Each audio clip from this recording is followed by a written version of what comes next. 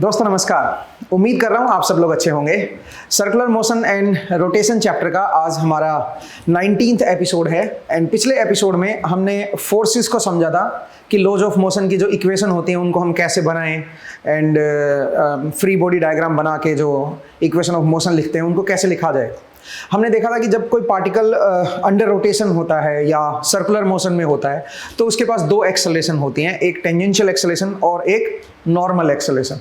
दूसरा जो circular motion होता है वो एक तरह से सबसेट होता है कर्वीलीनियर मोशन का। कर्वीलीनियर मोशन एक जनरलाइज्ड मोशन है, उसी से आपका सर्कुलर मोशन भी डिफाइन होता है। और कर्वीलीनियर मोशन में दो एक्सेलरेशन हमें देखने को मिलती हैं, नॉर्मल एंड टेंजेंशियल। आज का जो एपिसोड रहेगा इसमें हम कुछ क्वेश्चंस को डिस्कस करेंगे सो दैट आपकी जो अंडरस्टैंडिंग है वो थोड़ी सी और बेहतर हो। तो चलिए एक क्वेश्चन की शुरुआत कर रहा हूं मैं, और जरा देखिए क्वेश्चन कुछ इस तरह का है कि मान लीजिए ये मेरे पास x डायरेक्शन है और ये मेरे पास मान लीजिए y डायरेक्शन है, और कोई ऐसा सरफेस आपको दे रखा है, इस तरह का आपको मान लीजिए कोई सरफेस दे रखा है। सरफेस की इक्वेशन मान लीजिए कुछ इस तरह की है, y = x² / 20 - 5। मैं ऐसे रैंडम कोई इक्वेशन लिख लेता हूं, ठीक है। ये पॉइंट मान लीजिए मेरा A है और ये पॉइंट मान लीजिए मेरा B है। तो अगर A पॉइंट की बात करें तो A पॉइंट पे सोचे कोई पार्टिकल रखा हुआ है, कोई ब्लॉक रखा हुआ है जिसका मास जो है वो 50 किलोग्राम है, और ये जो सरफेस है ये स्मूथ है। इस सरफेस पे ये स्लाइड कर रहा है, यहाँ पे जो इसकी इनिशियल वेलोसिटी थी वो मेरी 0 थी। क्वेश्चन ये है कि जैसे ये पॉइंट B पे पहुंचेगा तो इसके ऊपर जो नॉर्मल फोर्स लग रहा होगा वो क्या होगा। NB की वैल्यू आपको बतानी है क्या होगी जैसे वो पॉइंट B पे पहुंचेगा, ठीक है। A पॉइंट का अगर आप कोऑर्डिनेट देखें तो आप जरा देखो, A पॉइंट पे y की वैल्यू मेरी 0 है तो x की वैल्यू आ जाएगी 10, और B पॉइंट पे अगर आप देखोगे तो B पे x की वैल्यू 0 है तो y की वैल्यू आ जाएगी -5, ठीक है। इस तरह से आप जो है आप पार्टिकल को ऐसा, मतलब ये जो पोजीशन है इनको आप दिखा सकते हो। नेक्स्ट, अब इस B पॉइंट पे मुझे नॉर्मल फोर्स की वैल्यू बतानी है, तो क्यों ना इस B पॉइंट पे हम फोर्सेस को दिखाएं। B पॉइंट पे जो फ्री बॉडी डायग्राम है उसको बनाएं। तो B पॉइंट पे अगर मैं ब्लॉक का फ्री बॉडी डायग्राम बनाऊं तो मैं कह सकता हूं एक मेरा NB होगा और एक मेरा नीचे की तरफ MG लगेगा। और इस B पॉइंट पे जो, क्योंकि कर्वीलीनियर मोशन हो गया ना, तो यहाँ पे दो डायरेक्शन आएंगी, एक टेंजेंशियल और एक आपकी नॉर्मल। जो टेंजेंशियल डायरेक्शन आएगी वो हॉरिजॉन्टल डायरेक्शन ही आएगी दोस्तों। जो पार्टिकल है वो इस तरफ जा रहा है, हॉरिजॉन्टल जा रहा है। यहाँ पे जो टेंजेंशियल डायरेक्शन है वो इस तरफ है। आप बोलोगे सर ये कैसे पता, आप टेंजेंट को देखो, dy/dx निकाल के देखो। dy/dx की जो वैल्यू है दैट इज x/10, और जब x की वैल्यू 0 होगी तो dy/dx की वैल्यू भी 0 हो जाएगी। इसका मतलब tan थीटा मेरा 0 हो जाएगा। इसका मतलब जो टेंजेंट लाइन आएगी उसका स्लोप 0 हो जाएगा। तो वो जो लाइन आएगी टेंजेंट लाइन वो हॉरिजॉन्टल आएगी। तो ये मेरी टेंजेंशियल डायरेक्शन बनेगी, और ये मेरी क्या बन जाएगी, जो परपेंडिकुलर डायरेक्शन बनेगी इसके वो नॉर्मल डायरेक्शन बनेगी। तो नॉर्मल फोर्स भी तो इधर ही आया ना। फिर देखो, अब अगर आप ध्यान से देखें तो यहाँ पर फ्रिक्शन तो है नहीं, तो फोर्सेस तो केवल दो ही काम करेंगे, और दोनों के दोनों फोर्स नॉर्मल डायरेक्शन में होंगे। इसका मतलब आप ये कह सकते हो कि टेंजेंशियल डायरेक्शन में कोई फोर्स नहीं है। तो इस पर्टिकुलर पोजीशन पे जो टेंजेंशियल वेलोसिटी आएगी इस पॉइंट B पे वो मेरी 0 आएगी दोस्तों, आप ये कह सकते हो। और जो नॉर्मल एक्सेलरेशन आएगी इस पॉइंट B पे that will be equal to जो स्पीड होगी यहाँ पे उसका square upon radius of curvature, rho B आप इसको लिख दीजिए, ठीक है। ये होगी। और यहाँ पे अगर मैं फ्री बॉडी डायग्राम से न्यूटन सेकंड लॉ लगाऊं तो मैं कह सकता हूं net force in normal direction, ये मेरी towards the centre of the curvature, वो आपकी नॉर्मल डायरेक्शन होती है। तो NB - MG is equal to M × ANB, आप ऐसे लिख सकते हो दोस्तों। तो यहां से अगर मैं NB को लिखूंगा तो NB will be equal to MG plus M × जो नॉर्मल डायरेक्शन की तरफ जो एक्सेलरेशन आएगी वो आएगी VB² डिवाइड बाई ρB। इस तरह से आप लिख सकते हो दोस्तों, ठीक है। नाउ द क्वेश्चन इज कि कैसे हम VB को निकालें, कैसे हम ρB को निकालें। रेडियस ऑफ कर्वेचर निकालना तो बहुत आसान है, वो होता है 1 + dy/dx, इसका स्क्वायर कर दो और raise to the power 3/2 divide by d² y/dx² का मैग्नीट्यूड। इस तरह से आप जो है रेडियस ऑफ कर्वेचर निकाल सकते हो। तो dy बाई डी एक्स की वैल्यू ये है, और D square Y by D X square क्या बन जाएगा बताओ? वो बन जाएगा 1/10। अब अगर एट पॉइंट बी की बात करूं, एट पॉइंट बी अगर मैं रेडियस ऑफ कर्वेचर निकालूं, तो आप ये कह सकते हो कि dy बाई डी एक्स की वैल्यू जो आएगी वो आएगी 0। क्यों? क्योंकि एट पॉइंट बी एक्स की वैल्यू 0 है, तो dy बाई डी एक्स की वैल्यू आपकी 0 हो जाएगी, ठीक है। और D square Y by D X square तो फिक्स ही है 1/10, तो यहाँ पे हम 1/10 पुट कर लेंगे, तो फाइनल आंसर जो आएगा वो आएगा 10। तो रो बी की जो वैल्यू आएगी, radius of curvature at point B is 10। मुद्दा यह है कि मुझे वेलोसिटी ऑफ, यहाँ पे स्पीड क्या आएगी, इस ब्लॉक की स्पीड क्या आएगी, ये निकालना है। अब ये एक आसान तरीका है और एक मुश्किल तरीका है। अभी तक हम आसान तरीका नहीं पढ़े हैं। आसान तरीका है एनर्जी कंजर्वेशन। आप energy conservation, work power energy का एक चैप्टर है, उसमें पढ़ोगे, वहां से भी आप इसकी जो स्पीड है उसको निकाल सकते हो कि यहाँ पे क्या स्पीड आएगी। लेकिन क्योंकि वो हमने पढ़ा नहीं है अभी, तो हम क्या करेंगे, हम काइनेमेटिक्स का सहारा लेंगे और काइनेमेटिक्स की हेल्प से इसको सोल्व करेंगे, वेलोसिटी निकालेंगे या स्पीड निकालेंगे, इस पॉइंट पे क्या आएगी। रादर हमें स्पीड निकालनी है किसी जनरल पॉइंट पे, कोई भी जनरल पॉइंट, अगर P पॉइंट ले लूं मैं यहाँ पे, तो इस P पॉइंट पे क्या स्पीड होगी इसकी, ये हमें निकालना है, क्योंकि जनरल पॉइंट पे आ गई तो फिर यहाँ पे भी आ जाएगी। अब आप बोलोगे सर ये कैसे निकालोगे? अब ये अपने को सोचना है भाई कि इसको हम कैसे कैलकुलेट करें, किसी जनरल पॉइंट P पे स्पीड कैसे निकालें। तो उसके लिए मेरे पास एक तरीका है, और तरीका क्या है आप जानते हो, काइनेमेटिक्स में आपने पढ़ा है कि v dv is equal to a ds। अब क्योंकि कर्वी लीनियर मोशन है, तो यहाँ पे टेंजेंशियल जो स्पीड होती है वो टेंजेंशियल डायरेक्शन में होती है, तो यहाँ पे ये सब टेंजेंशियल डायरेक्शन में ही लेंगे सब कुछ, और ये जो डिस्प्लेसमेंट है या डिस्टेंस है स्मॉल, ये भी आपकी टेंजेंशियल डायरेक्शन में होगी। लेकिन यहाँ पे कैच है, कैच क्या है, जो ए टेंजेंशियल है और जो ds है, ये दोनों सेम ही डायरेक्शन में होने चाहिए भाई। मतलब अगर ए टेंजेंशियल इस पॉइंट पे अगर आप देखोगे, तो यहाँ पे देखो, यहाँ पे दो नॉर्मल डायरेक्शन ये बनेगी और टेंजेंशियल डायरेक्शन ये बनेगी, तो ds भी मैं इधर की तरफ ही लूंगा, पॉइंट को समझिएगा, ds भी मैं इधर की तरफ ही लूंगा, ठीक है। ये बड़ा इंपॉर्टेंट है, जिधर आपका टेंजेंशियल एक्सेलरेशन होगी उधर ही आपका ds भी होना चाहिए, ये इंपॉर्टेंट है भाई, ठीक है। तो अब ds को लिखें कैसे? ds को लिखने का आसान तरीका क्या होता है, जरा देखिए, ds equal to rho D theta, rho D theta, और ये डी थीटा क्या है, कितना एंगल मेरा ये रोटेट कर रहा है, ये वो रो डी थीटा है, ठीक है। अब आप बोलोगे सर ये कैसे, जरा समझाओ इसको, थोड़ा और तरीके से जरा समझते हैं इसको, जरा देखिएगा। अगर मैं कोई जनरल पॉइंट P की बात करूं, इसको थोड़ा और गहराई से समझते हैं, जरा देखिए इसको हम कैसे लिखेंगे। कोई जनरल पॉइंट है यहाँ पे P, और उस P पॉइंट पे मैंने क्या किया, ऐसे ब्लॉक ले लिया, यहाँ पे एक फोर्स mg लग रहा है, एक इसके नॉर्मल डायरेक्शन में परपेंडिकुलर, ये आपका क्या लग रहा है, ये नॉर्मल फोर्स लग रहा है। और अब मुझे क्या देखना है, मुझे दो चीजें देखनी है, एक तो इसकी जो टेंजेंशियल डायरेक्शन होगी,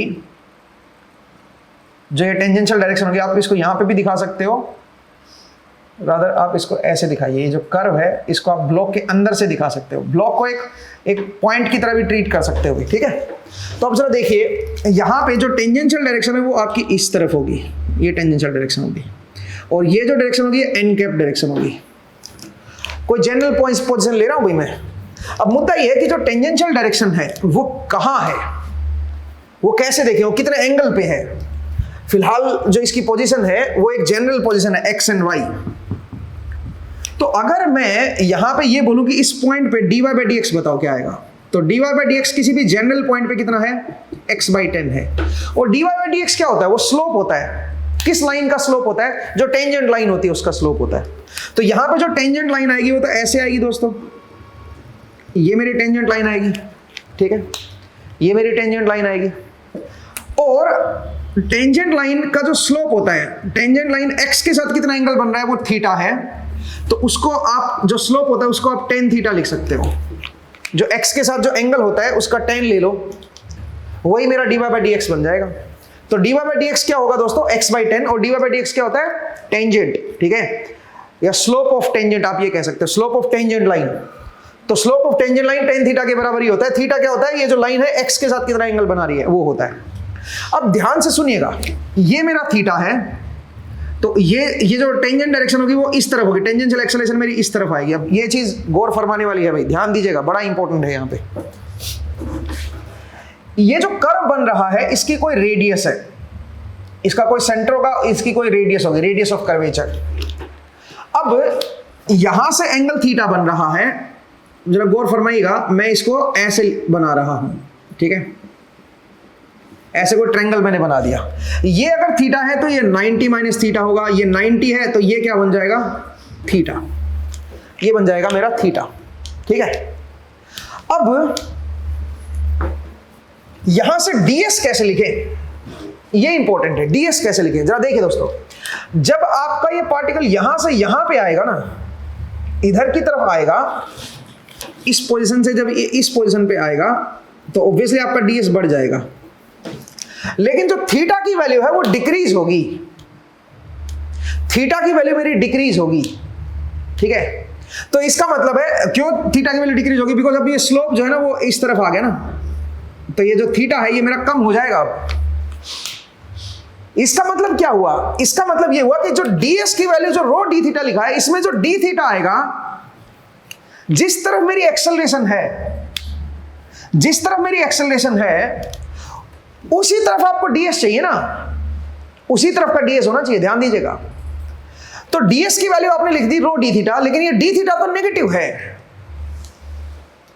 लेकिन ये ds तो मुझे मेरा पॉजिटिव होता है भाई, जो डिस्टेंस है वो तो मुझे पॉजिटिव लिखनी है। तो इसका मतलब मुझे ds को क्या लिखना पड़ेगा, ds equal to minus rho D theta लिखना पड़ेगा इसको पॉजिटिव बनाने के लिए, क्योंकि ds मेरा पॉजिटिव लेंगे भाई। ds क्या है, मेरी डिस्टेंस, आप समझ लीजिए टेंजेंशियल डायरेक्शन में जिधर मेरी एक्सेलरेशन है उसी डायरेक्शन में कितना डिस्प्लेस हुआ है ये, या कितना स्मॉल डिस्टेंस है आप ये बोल दीजिए, तो ये मेरी पॉजिटिव आएगी, ठीक है।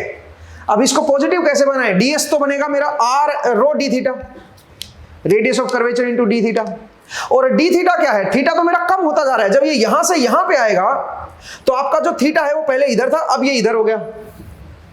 इसका मतलब क्या हुआ, इसका मतलब ये हुआ कि थीटा तो रिड्यूस हो रहा है मेरा, थीटा रिड्यूस हो रहा है तो डी थीटा नेगेटिव आएगा, तो ds भी नेगेटिव होना चाहिए। फिर तो यहाँ पे नेगेटिव नहीं ले सकते, डिस्टेंस है भाई, ठीक है, तो इसको हमें पॉजिटिव बनाना है, क्योंकि ये ए टेंजेंट, जिधर टेंजेंशियल डायरेक्शन है उधर ही आपकी डिस्प्लेसमेंट भी उधर ही है, पॉजिटिव होनी चाहिए ना उधर, ठीक है। तो ये पॉजिटिव लेंथ है ना, ये तो ये लेंथ ही तो है, स्मॉल लेंथ, तो पॉजिटिव लिखेंगे इसको, डायरेक्शन नहीं है यहाँ पे कोई, ठीक है। तो यहाँ पे पॉजिटिव लिखेंगे तो यहाँ पे एक्स्ट्रा माइनस लगाना पड़ेगा। इस पॉइंट को कैच कीजिए, ये बड़ा इंपॉर्टेंट है, यहाँ पे बहुत मिस्टेक होती है, ठीक है। एक तरीका और भी बताता हूं मैं आपको, और वो क्या तरीका है जरा देखिए।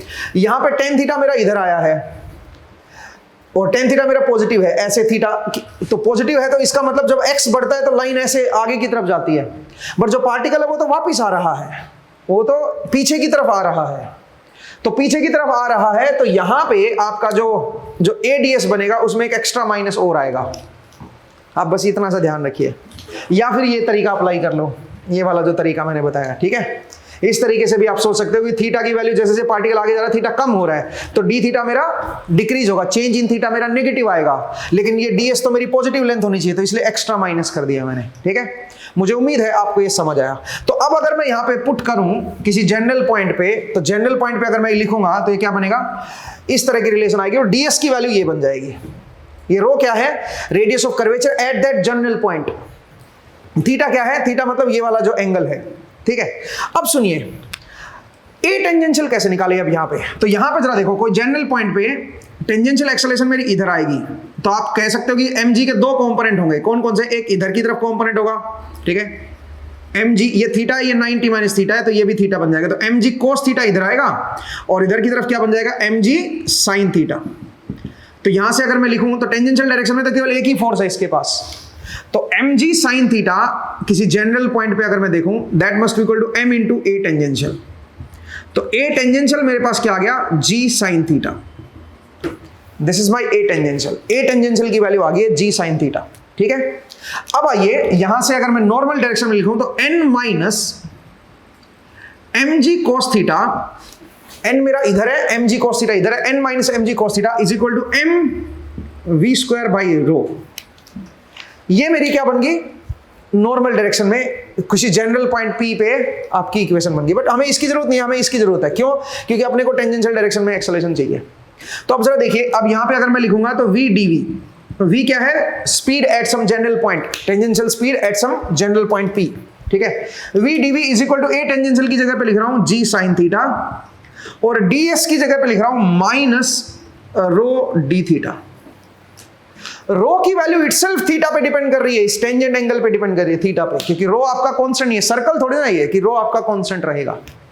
तो इसका मतलब क्या हुआ, इसका मतलब रो की वैल्यू अगर आप देखोगे तो रो की वैल्यू ये आएगी, और अगर मैं रो जो रेडियस ऑफ कर्वेचर उसको लिखूं तो बनेगा 1 plus D Y by D X की जगह पे टेन थीटा लिख देता हूं, तो 1 plus tan square theta raise to the power 3/2 divide by इसकी वैल्यू कांस्टेंट है भाई 1/10, तो बन जाएगा 10 सीकेंड क्यूब थीटा।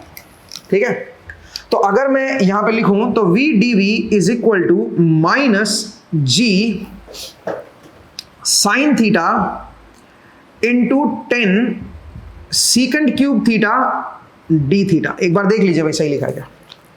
ठीक है, अब जरा देखिए फर्दर अगर मैं चलूं तो g की वैल्यू खैर हम 10 ले लेंगे, अब मुझे इसको सिंप्लीफाई करना है भाई, तो v dv is equal to, मैं g को भी 10 ले लेता हूं और ये 10 100 लिख लेता हूं, तो माइनस 100 मेरे पास अंदर आ गया, sign theta into सीकेंड cube theta, तो इसको मैं लिख देता हूं 10 थीटा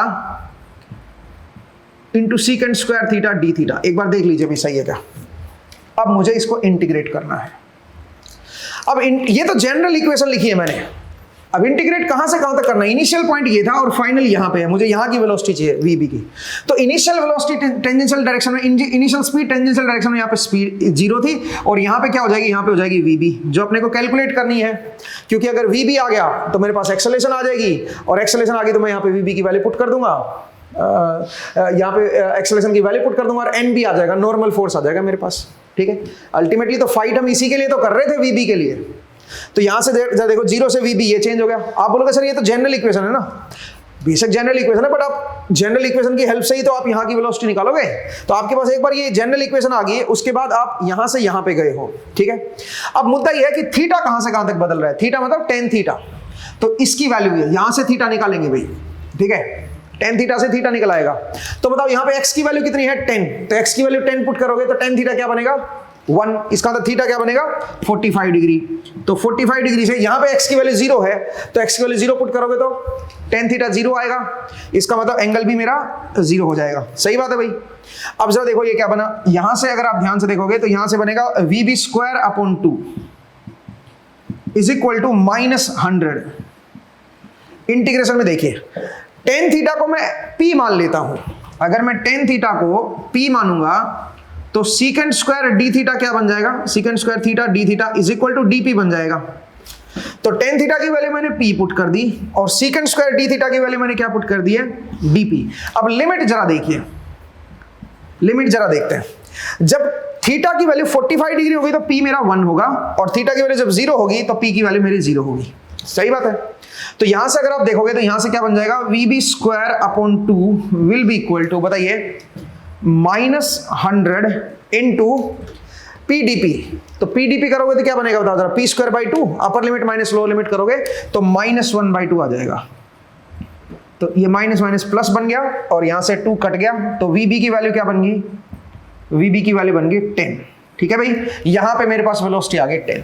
अब तो हो गया क्वेश्चन सॉल्व। ठीक है, तो ध्यान दीजिएगा दोस्तों, यहां पे माइनस क्यों लगाया है, ये बड़ा इंपॉर्टेंट है। बहुत सारे स्टूडेंट को ये लगता है कि माइनस लगाना नीचे, और डीएस की वैल्यू जो है वो क्या है, डीएस की वैल्यू रो डी थीटा लिखेंगे हम लोग, रो डी थीटा, रो मतलब रेडियस ऑफ कर्वेचर, और थीटा मतलब ये जो टेंजेंट वाला जो एंगल है कैसे बदल रहा है।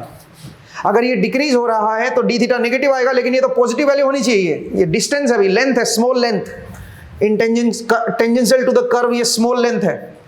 ठीक है, तो इसका मतलब ये पॉजिटिव लिखेंगे भाई, तो डी थीटा नेगेटिव है तो एक्स्ट्रा माइनस हो रहेगा। अगर ये एक्स्ट्रा माइनस ना करते तो यहां पे वी स्क्वायर की वैल्यू नेगेटिव आ जाती, नेगेटिव का आ जाती तो वी कैसे निकालते फिर आप। ठीक है, तो इसलिए ध्यान दीजिएगा, ये बड़ा प्यारा केस है ये।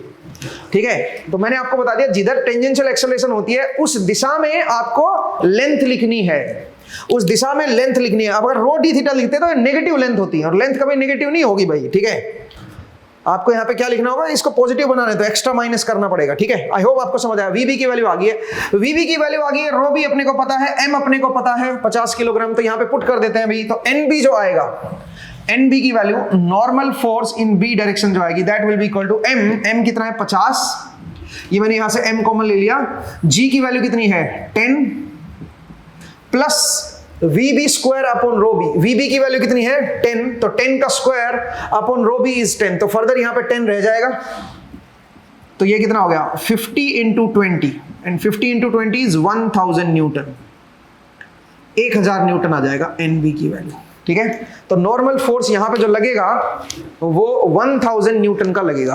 आई होप आपको ये समझ आया। आगे बढ़ते हैं भाई, नेक्स्ट जरा देखिए अगला सवाल। तो ये बहुत प्यारा क्वेश्चन था भाई, इसको ध्यान से देखिएगा। नेक्स्ट क्वेश्चन जरा देखते हैं, जरा देखिए नेक्स्ट क्वेश्चन की तरफ बढ़ते हैं। अगला सवाल क्या है,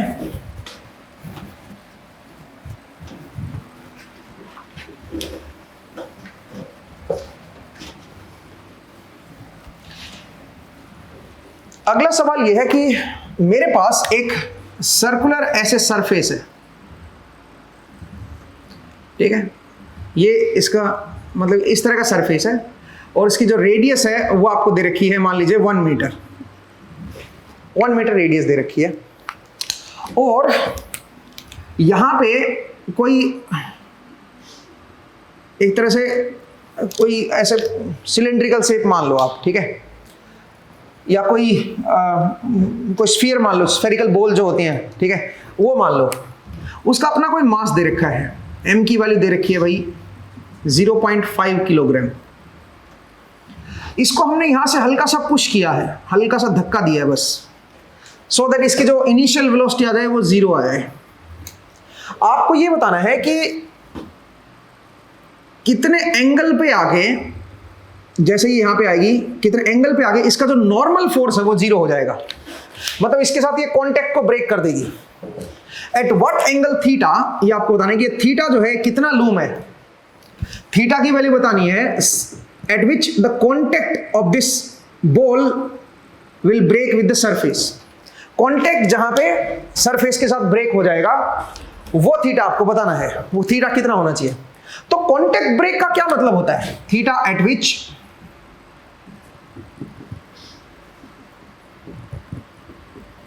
contact with the surface break,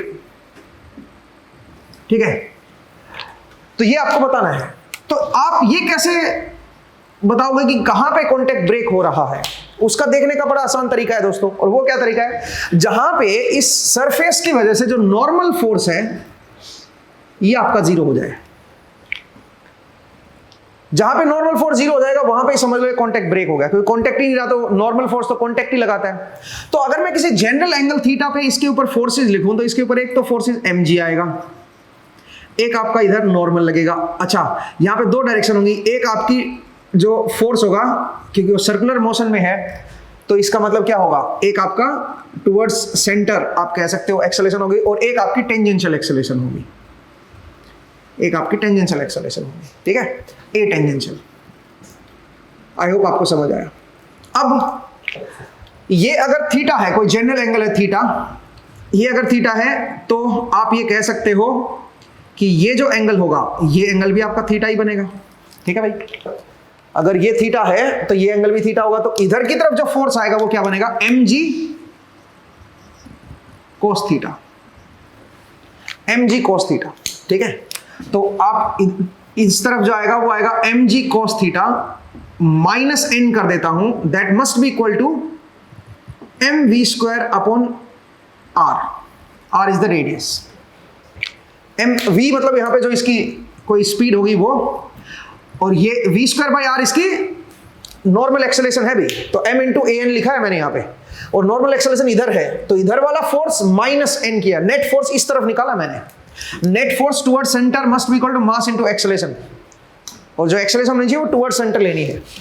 अब आइए दूसरा, अगर आप यहां पे देखें इस तरफ, तो इस तरफ कौन सा फोर्स लग रहा है, टेंजेंशियल, और यहां पे मैं फ्रिक्शन को लेके नहीं चल रहा हूं भाई, क्योंकि दिया ही नहीं है फ्रिक्शन, तो फ्रिक्शन को नेग्लिजिबल लेके चलो। तो आप ये कह सकते हो कि m इंटू ए टेंजेंशियल जो होगा वो होगा net force in the tangential direction, that is mg sin theta. तो यहां से ए टेंजेंशियल क्या आ गया मेरे पास, वो आ गया g sin थीटा, ये मेरे पास ए टेंजेंशियल आ गया दोस्तों। अब अगर मुझे ए टेंजेंशियल पता है तो मैं ए टेंजेंशियल का सहारा लेके v की वैल्यू निकाल लूंगा, यहां पे v की वैल्यू क्या आएगी, या v की वैल्यू निकालने का एक और तरीका भी है, और वो है एनर्जी कंजर्वेशन, तो वो अभी हमने पढ़ा नहीं है, तो फिर V को हम कैसे निकालेंगे फिर? अभी जैसे हमने पिछले क्वेश्चन में किया था काइनेमेटिक्स की हेल्प से, तो उस तरीके से हम निकालेंगे। तो जरा देखिए, तो आप ये कह सकते हो कि V dV is equal to A tangential into DS। DS का मतलब स्मॉल डिस्प्लेसमेंट, तो स्मॉल डिस्प्लेसमेंट क्या आएगी? रो डी थीटा, और इधर है टेंजेंशियल एक्सेलरेशन, तो इधर ही मुझे लेंथ निकालनी है, ध्यान दीजिएगा। तो DS की वैल्यू को अब हम क्या लिखेंगे? रो डी थीटा। अब आप खुद सोचिए, जब आप इधर की तरफ चलोगे तो ये थीटा तो बढ़ेगा ना, तो डी थीटा पॉजिटिव आएगा, और रो तो खैर पॉजिटिव है ही, तो इसका मतलब DS की वैल्यू इस डायरेक्शन में पॉजिटिव आ जाएगी। तो अपने को एक्स्ट्रा नेगेटिव साइन लगाने की जरूरत नहीं है अब यहाँ पे DS में, यहाँ पे एक्स्ट्रा नेगेटिव साइन लगाने की जरूरत नहीं है। रो की वैल्यू तो फिक्स, अभी सर्कल है ये, तो रो की वैल्यू तो मेरे पास 1 आ जाएगी, और डी थीटा क्या हो जाएगा? डी थीटा को डी थीटा ही लिख देते हैं, ठीक है। तो अगर मैं यहाँ पे लिखूंगा V dV, this will be equal to A tangential is G sine theta into D theta. सही है जी, इस तरह से लिख सकते हो। और थीटा कहां से कहां तक वेरी कर रहा है? यहाँ पे थीटा की वैल्यू 0 थी to some general angle theta तक, 0 से सम एंगल थीटा तक जा रहा है। और स्पीड मेरी क्या है बताओ? 0 थी, 0 से V स्पीड तक जा रही है। तो अगर मैं इसको निकालूंगा, तो यहां से अगर मैं सोल्व करूंगा तो बनेगा V² is equal to G, मेरे पास बाहर आ गया। साइन थीटा का इंटीग्रेशन माइनस कोस थीटा बनेगा, अपर लिमिट माइनस लोअर लिमिट करोगे तो 1 माइनस कोस थीटा आ जाएगा। तो यहां से V की वैल्यू जो आएगी वो आएगी 2G into 1 minus cos theta का रूट। ठीक है भाई, ये मेरे पास स्पीड आ गई है दोस्तों, ठीक है। किसी भी जनरल पॉइंट P पे जब एंगल थीटा बन रहा है, वहां पे मेरे पास स्पीड आ गई। तो ये स्पीड मैं यहां पे पुट कर देता हूं। तो अगर मैं यहां पे पुट करूंगा तो ये बन जाएगा mg cos theta minus n equal to m by r की वैल्यू मैं 1 पुट कर देता हूं, और v² की जगह पे क्या आ जाएगा?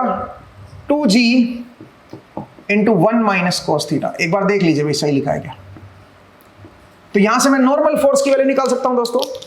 तो नॉर्मल फोर्स की वैल्यू यहां से क्या आएगी? n must be equal to mg cos theta, इस n को उधर ले जाओ, बाकी को इधर ले आओ, minus m into 2g 1 minus cos theta. एक बार बताइए भाई सही लिखा है क्या।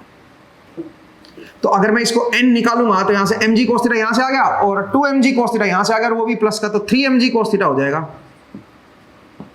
Minus 2mg। एक बार देख लीजिए, ये मेरे पास नॉर्मल फोर्स बनेगा, और ये कहां पे 0 बनेगा? सोचिए, कॉन्टैक्ट जहां ब्रेक होगा वहां पे नॉर्मल फोर्स की वैल्यू क्या हो जाएगी? 0। तो यहां से cos थीटा आप निकाल सकते हो, जहां पे कॉन्टैक्ट ब्रेक होगा वहां पे cos थीटा की वैल्यू हो जाएगी 2/3, और थीटा क्या हो जाएगा? cos inverse of 2/3। आपको पता चल जाएगा कौन सा एंगल पे इसका कॉन्टैक्ट जो है वो ब्रेक होगा। चलिए मैं इसकी वैल्यू कैलकुलेट कर देता हूं। तो ये क्या बनेगा? cos inverse of 2/3। तो इसकी जो वैल्यू निकल के आई है दोस्तों, that comes out to be 48.2 degree. This is 48.2 degree. इसका मतलब जब ये एंगल 48.2 डिग्री हो जाएगा, तब आपका इसके साथ कांटेक्ट जो है वो ब्रेक हो जाएगा, उससे पहले नॉर्मल फोर्स आएगा, ठीक है। अच्छा, एक और बात बताता हूं मैं आपको, और वो क्या बात है जरा देखिए। अगर मैं आपसे ये बोलता कि भाई ये जो शेप है इस तरह की ना होके ये कुछ इस तरह की होती, जरा देखिए, यहां पे कोई पाइप ले लेता, ऐसा मैं ऐसा कोई पाइप ले लेता, ठीक है, और उस पाइप को मैं नीचे रख रहा हूं, और उस पाइप में मान लीजिए ये बॉल यहां पे आई है, कितने एंगल पे बताइए, कितने एंगल पे आई है? 48.2 डिग्री पे। यहां पे नॉर्मल फोर्स इसका 0 हो गया। उसके बाद क्या होगा? उससे अगले एंगल पे अगर आप देखोगे तो नॉर्मल फोर्स की वैल्यू नेगेटिव हो जाएगी। नेगेटिव होने का क्या मतलब है? नेगेटिव होने का मतलब है इस बॉल के ऊपर नॉर्मल फोर्स इधर जाने की बजाय अब उल्टा लगेगा। इसका मतलब बॉल जो है वो ऊपर वाले इस पे आ गई है, और बॉल इस बाहर वाले, ये भाई सिलिंड्रिकल वो है भाई, पाइप है, इस बार पाइप के अंदर मैं बॉल को ड्रॉप कर रहा हूं, ध्यान से देखना। तो अब क्या होगा? अब जो है नॉर्मल फोर्स इस बॉल पे उल्टा लगेगा, और ये बॉल इस पाइप को इधर फोर्स लगाएगी। इसका मतलब इस ऐसा भी पॉसिबल है कि पाइप जो है ये नीचे से लिफ्ट हो जाए, ये भी पॉसिबिलिटी है। उसके लिए आपको पाइप का मास भी देखना पड़ेगा और बॉल का मास भी देखना पड़ेगा। तो ऐसी पॉसिबिलिटी भी है कि यहां से ये जो फोर्स ऊपर लगेगा ना, उससे क्या पता इधर से ये लिफ्ट करने की भी कोशिश करे, इसको ऊपर की तरफ फोर्स लगाए, ठीक है। और अगर ऐसी एक और बॉल भी ले लोगे और दोनों को सेम टाइम पे आप यहां से छोड़ रहे हो, दोनों को सेम टाइम पे छोड़ रहे हैं, तो जब ये यहाँ पे पहुंची है तो दूसरी बॉल जो है वो यहाँ पे पहुंचेगी। तो ऐसी पॉसिबिलिटी है कि दोनों बॉल मिलके इस पाइप को नीचे से ऊपर उठा दे, लिफ्ट कर दे, ये भी पॉसिबिलिटी है। उसके लिए कुछ अलग कंडीशन बनेगी, ठीक है, तो वो कंडीशन आप निकाल सकते हो। चलिए वो भी निकाल लेते हैं। चलिए अगला क्वेश्चन यही कर लेते हैं, ठीक है। तो मुझे उम्मीद है आपको ये समझ आया। नेक्स्ट जरा देखिए, अगर मैं इसी का एक दूसरा क्वेश्चन भी ले लूं आपको, ठीक है, अगर इसी में मैं एक और क्वेश्चन आपको दिखाऊं तो वो क्वेश्चन भी आप कर सकते हो। जरा देखिए कैसे। अगर मैं आपसे बोलूं कि भाई मेरे पास एक ऐसे सिलेंड्रिकल पाइप है, ठीक है, ऐसे पाइप है और ये कोई सरफेस पे रखा हुआ है, ठीक है, ये किसी सरफेस पे रखा हुआ है और इस पाइप का जो मास है वो मान लीजिए है मेरे पास 0.5 किलोग्राम। 0.5 किलोग्राम इस सरफेस का, इस पाइप का मास है। और ये जो है यहां पे दो बॉल हैं, ठीक है भाई। इसकी जो रेडियस है वो आप जो है, इसकी जो रेडियस है वो 1 मीटर ले सकते हो, ठीक है, मैं रफली ऐसे ही ले रहा हूं, ठीक है। इन बॉल का अपना एक मास है m, इन बॉल का अपना एक मास है m, आप ये समझ लीजिए। इसका भी m है, इसका भी m है, दोनों का मास m है।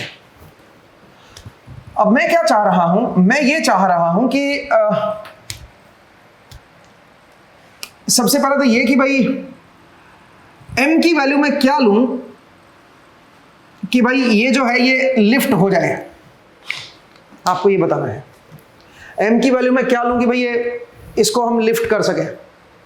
तो ये कैसे देखोगे दोस्तों, m की वैल्यू क्या लोगे कि भाई ये लिफ्ट हो जाए, ठीक है, उसको कैसे देखोगे जरा देखिए। उसके लिए हमें क्या करना होगा, उसके लिए हमें नॉर्मल फोर्स देखना होगा, ठीक है, और कहां पे लिफ्ट होगा ये भी हम निकाल सकते हैं, ठीक है।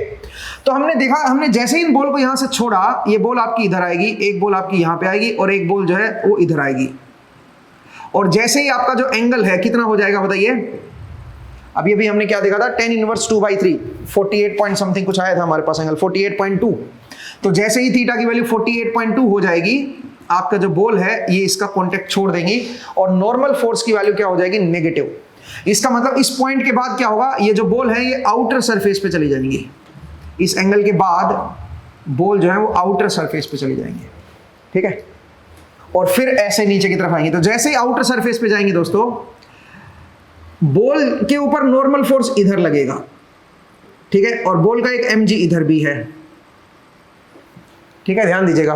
बॉल के ऊपर नॉर्मल फोर्स इधर है और mg इधर है, और जितना नॉर्मल फोर्स बॉल इधर लगा रही है उतना ही फोर्स बॉल जो है इस पाइप के ऊपर इधर की तरफ लगाएगी। तो अपने को नॉर्मल फोर्स की वैल्यू बतानी है, कितनी होगी नॉर्मल फोर्स की वैल्यू बतानी। तो अगर मैं बॉल का फ्री बॉडी डायग्राम बनाऊं इधर वाली बॉल का, तो मैं कह सकता हूं एक mg इसके ऊपर ऐसे लग रहा है और ये बॉल क्योंकि ऐसे सर्कल पे है, अच्छा मैं इसकी मतलब इसकी जो रेडियस है ना आउटर सर्कल की, वो भी अप्रोक्सीमेटली 1 ही ले रहा हूं, ठीक है, उसको अप्रोक्सीमेटली 1 ही ले लो। थोड़ा मतलब इसके कंपैरिजन में ये बहुत पतला है, आप ये समझिए, तो उसको रफली आप 1 ले लो, ठीक है।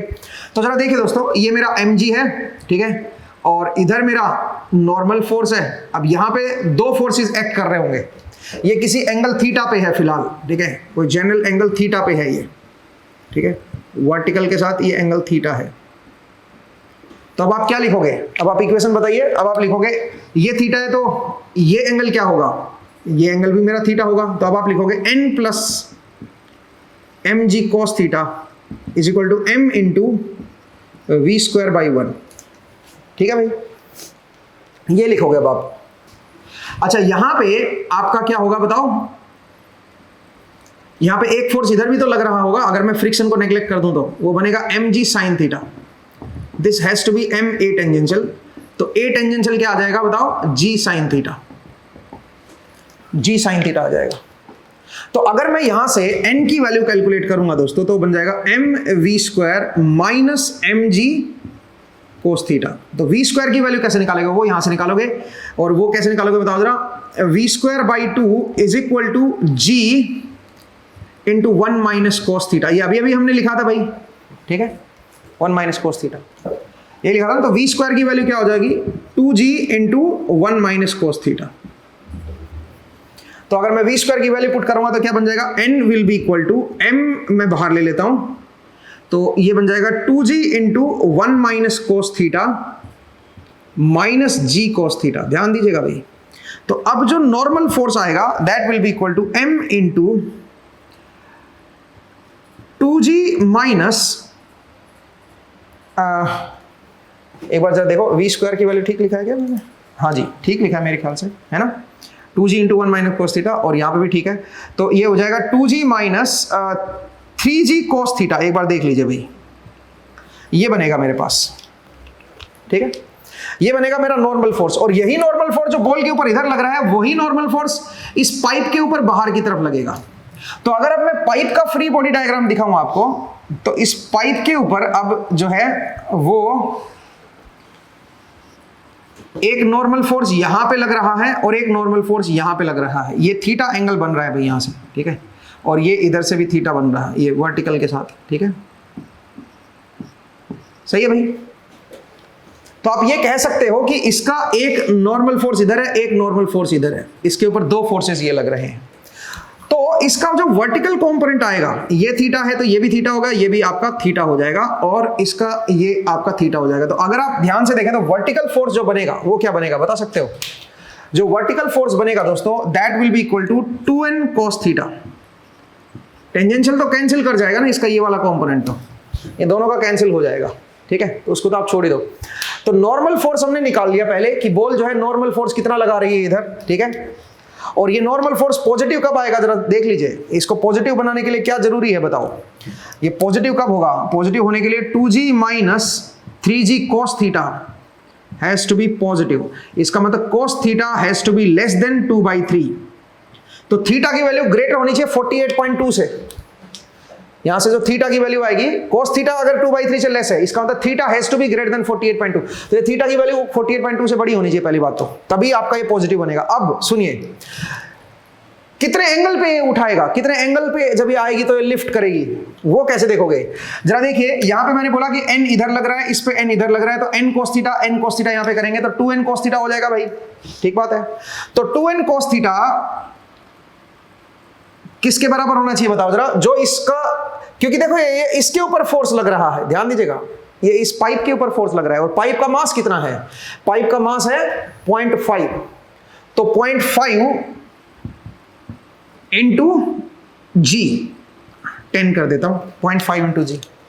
तो n cos थीटा जब इसके बराबर हो जाएगा, n cos थीटा 1 बोल दो चलो इसको, n cos, या चलो n cos थीटा ले लो, n cos थीटा की 2n cos थीटा की वैल्यू जब इसके बराबर हो जाएगी तो ये जो है ये लिफ्ट हो जाएगा। इसका जो mg फोर्स लग रहा है इस पाइप का, उतना ही ऑपोजिट फोर्स ये बॉल ऊपर की तरफ लगा रही है।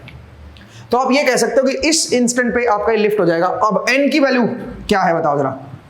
2 cos थीटा, और n की वैल्यू क्या आई है हमारे पास? n की वैल्यू है m की वैल्यू कितनी है बताओ जरा?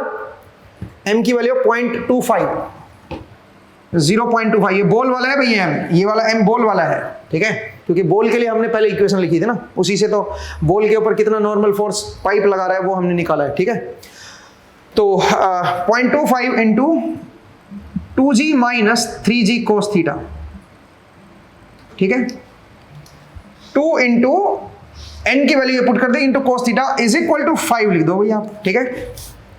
तो जरा देखिए यहां पे देखो 0.25 इंटू 2 करोगे तो कितना आ जाएगा? ये आ जाएगा 0.5 cos थीटा इंटू ये बन जाएगा 20 minus 30 cos theta is equal to 5, और यहां से 10 कॉमन ले लो भाई, तो 10 कॉमन लोगे तो 5 आ जाएगा, ठीक है, 5 cos थीटा इंटू दिस। अब ये 5 उधर जाके 1 बन गया भाई, जरा ध्यान से देखिए, तो क्या हो जाएगा? 2 cos theta minus 3 cos square theta is equal to 1, ठीक है।